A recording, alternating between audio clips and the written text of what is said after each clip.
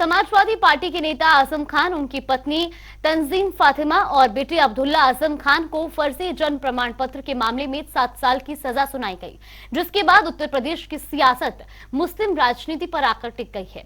इसको लेकर बयानबाजी भी शुरू हो गई है। इस दौरान हमारी संवाददाता जया सिंह ने आकाश सक्सेना से खास बातचीत की और कहा कि अपराध करने वालों का ना कोई धर्म होता है और ना ही कोई मजहब, उनका सिर्फ मकसद अपराध करना होता है।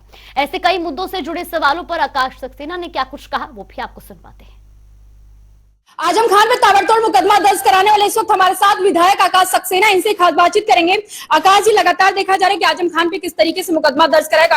आकाश सक्सेना को लगातार टारगेट किया जा रहा है और Y+ सिक्योरिटी भी आपको मिल गया। क्या आपको लगता है कि मुसलमान होने की सजा है, क्योंकि अखिलेश का ये आरोप है?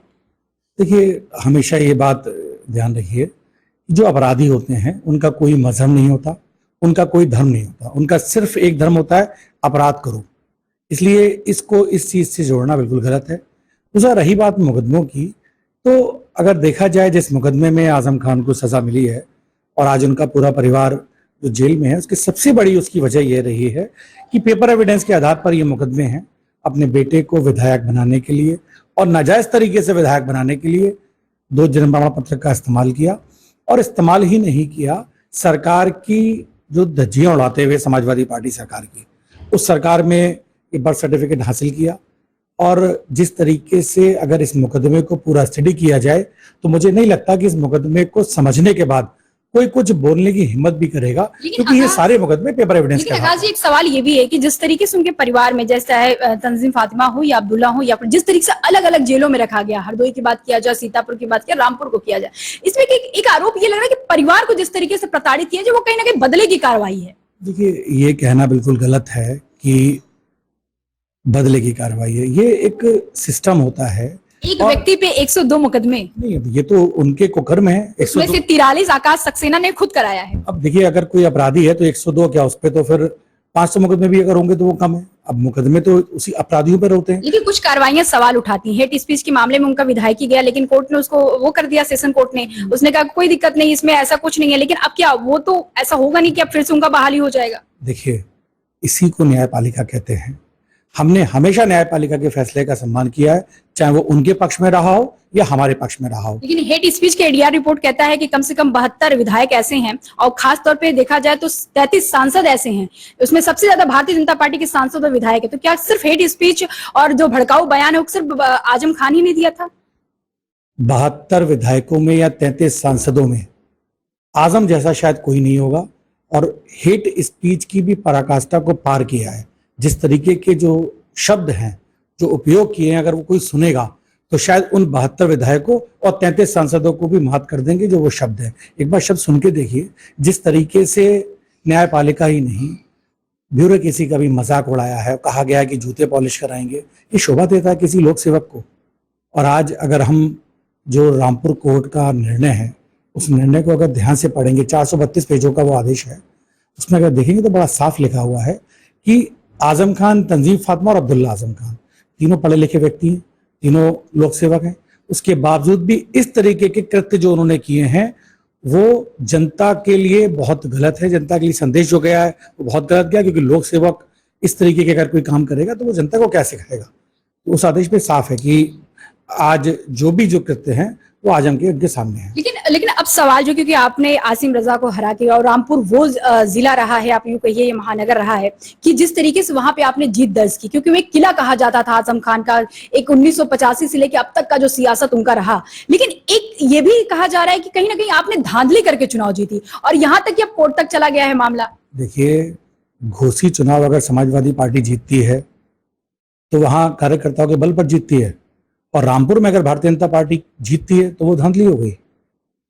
मुझे इस बात का जवाब चाहिए। यहां पर 42,000 वोटों से चुनाव जीते हैं। लेकिन अब सियासत बिल्कुल अलग जा रहा है। कांग्रेस के आजम खान की हम लड़ाई लड़ेंगे। देखिए, कोई कितनी लड़ाई लड़ रहे, जिसको लड़ना है वो रामपुर कोर्ट में आके लड़ाई लड़े। ये सियासी तौर पर लड़ाई नहीं लड़ी जाती, मीडिया के सामने बयान देने पर लड़ाई नहीं लड़ी जाती। जिसको लड़ना है वो रामपुर कोर्ट आए, अपना पैरोकारी करे। हम क्या मना कर रहे हैं? और हम तो आज भी कह रहे हैं, न्यायपालिका का जो फैसला होगा वो हमें स्वीकार होगा, चाहे वो रामपुर की कोर्ट हो, प्रयागराज की कोर्ट हो या दिल्ली की सुप्रीम कोर्ट हो। मुसलमान जो टारगेट किलिंग कहा जा रहा है उसको लेकर कैसे आप देखेंगे? अब देखिए, मैंने कहा ना, जो इस तरीके की राजनीति करते हैं, कल को फिर मुख्तार अंसारी के बारे में भी आप ऐसी बोलिए, अतीक अहमद के बारे में फिर आप इस तरीके के शब्द इस्तेमाल कीजिए, दाऊद इब्राहिम के बारे में भी शब्द इस्तेमाल कीजिए। फिर तो न्यायपालिका को अगर आपको नहीं मानना है तो फिर इसका तो कोई जवाब ही नहीं है ना। और आज जो बात करते हैं मुसलमानों की, उन लोगों से मैं ये पूछना चाहता हूं, 2012 से 2017 तक की सरकार में रामपुर में जिन मुसलमानों पर जो जुल्म हुए थे, तब ये सारे नेता कहाँ थे? तब आजम खान का डर था, इस वजह से क्या मुसलमानों का साथ नहीं दे रहे थे? आज हमने उन मुसलमानों की लड़ाई लड़ी है। आज अगर आजम पर, वो तो कह रहे उस समय सौहार्दपूर्ण माहौल था। अब तब के मुकदमे 156(3) के जो मुकदमे पड़े हैं 2015 के, वो मुकदमे 2017 में दर्ज किए जाते हैं। सब कह रहे फर्जी आधार देके आप लोग दर्ज करा रहे मुकदमे मुसलमानों पे, ये तो उनका आधार है ना। 26 किसानों के जो मुकदमे हैं, आजम ने जो 100 एकड़ जमीन उन किसानों की जो कब्जा की है, वो 26 के 26 किसान मुसलमान हैं। उनके शपथ पत्र इलाहाबाद हाई कोर्ट में लगे हुए हैं। सुप्रीम कोर्ट ने साफ साफ कहा है कि हाँ, ये जमीनें गलत तरीके से ली गई हैं। डूंगरपुर में जो 40 घर जो आजम ने ढहाकर अपना स्कूल बनाया था, वो 18 के 18 मुकदमे, वो सारे मुसलमान हैं। तो उनकी पैरवी कोई नहीं करेगा। आज जिसने रामपुर को बर्बाद करने का काम किया, रामपुर के मुसलमानों को, वो कभी नहीं चाहता था यहाँ का जो मुसलमान है वो यहाँ कारोबारी बने, यहाँ का नौजवान कभी पढ़ा लिखा बने। इसीलिए हमेशा सरकारी स्कूलों की बजाय अपने प्राइवेट स्कूल खोलने पर जोर दिया, क्योंकि वो चाहते हैं कि जो भी कुछ शिक्षा भी अगर दूं तो मैं पैसों से दूं। इस तरीके की राजनीति का अंत होना चाहिए। ये जो एकड़ वाला जमीन की आप बात कर रहे हो, उनका ये भी कहना है कि सियासत में किसी एक नाम तो नहीं कहा जा सकता, लेकिन उनका ये कहना है कि भाई देखिए, भाजपा की सरकार है, भाजपा के तमाम मंत्री हैं, उनके रिश्तेदार है, क्या ऐसा नहीं है कि उनके सरकार में तमाम जमीनें हड़पी जा रही हैं, कब्जा किया जा रहा है, जिस तरीके से आजम पे कार्रवाई की गई? भाई सामने आके कोई बोले भी तो, हम कह तो रहे हैं इस सरकार में, इस योगी सरकार में न्याय होता है, अपराधी चाहे कोई भी हो।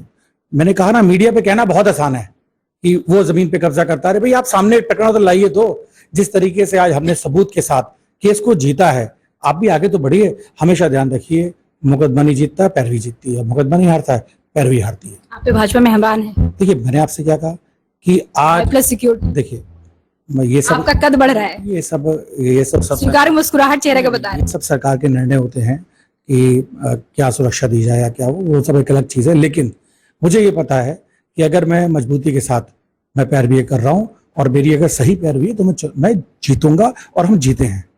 लेकिन आपको जान से खतरा किससे? आजम खान से? किसी से? आजम खान के समर्थकों से? अपराधियों से कोई खतरे नहीं होते। इतनी सिक्योरिटी आपने क्यों मना क्यों नहीं कर दिया? नहीं, मैंने देखिए, सुरक्षा एक ऐसी चीज है जिसका निर्णय हम स्वयं नहीं कर सकते। एक सुरक्षा समिति होती है, तो एक प्रोसेस है, तो उसमें कोई ऐसा नहीं है कि हम ये कहें नहीं, ये हमें जरूरत नहीं है। वो ये सरकार का निर्णय होता है और उसी के तहत ये सब कार्रवाइयां होती है। बहुत बहुत धन्यवाद। ये थे आकाश सक्सेना का संसर्गा का खरा खरा। इनका साफ तौर पे कहना है कि आजम खान पे जो कार्रवाई हुई है वो हमारी नहीं बल्कि न्यायपालिका है, और उत्तर प्रदेश नहीं पूरा भारत न्यायपालिका के अधीन है, और संविधान से हमारा देश चलता है। अखिलेश यादव लगातार आरोप जो लगा रहे हैं मुसलमानों को, और हमारे इस सरकार में सर्व समाज को लेकर विकास किया गया है, और ना धर्म और ना जाति देख के कभी सरकार करती है। हम जीरो टॉलरेंस पे काम कर रहे हैं और आगे भी करते रहेंगे। किसी तरीके का कोई भेदभाव नहीं होगा। कैमरा शीर्ष के साथ मैं जय सिंह।